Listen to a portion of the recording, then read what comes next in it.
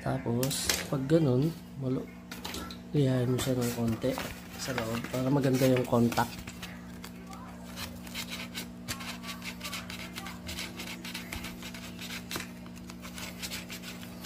At nang matapos na nga natin siya lihain at ituwid natin yung mga terminal niya, ayun, susubukan na natin ilagay dito sa panel natin ulit. Itatap natin siya ulit mga dads. So update ko kayo mga dads.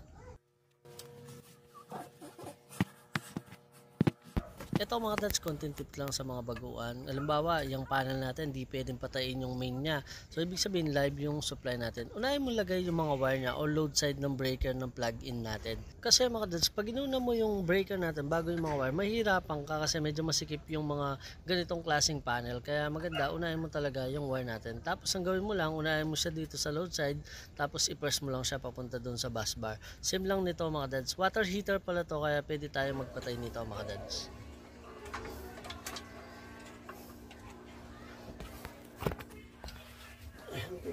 Let's make it na siya. Samahan natin. Balik siya ang con. Tester pa.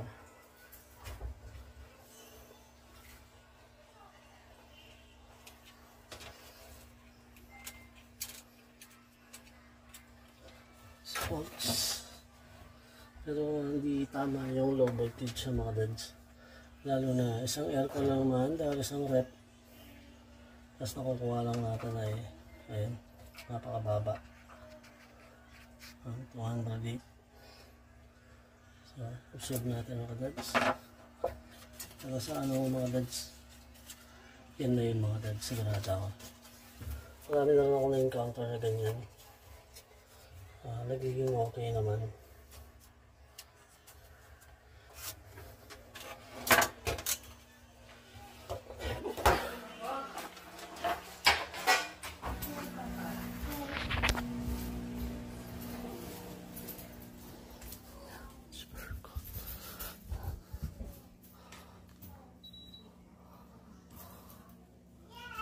So pag mga low voltage, hindi rin maganda sa aircon natin kasi ayun, pwede siya magkaroon ng error na nakaka-detect siya ng low voltage o kaya high voltage, ganun.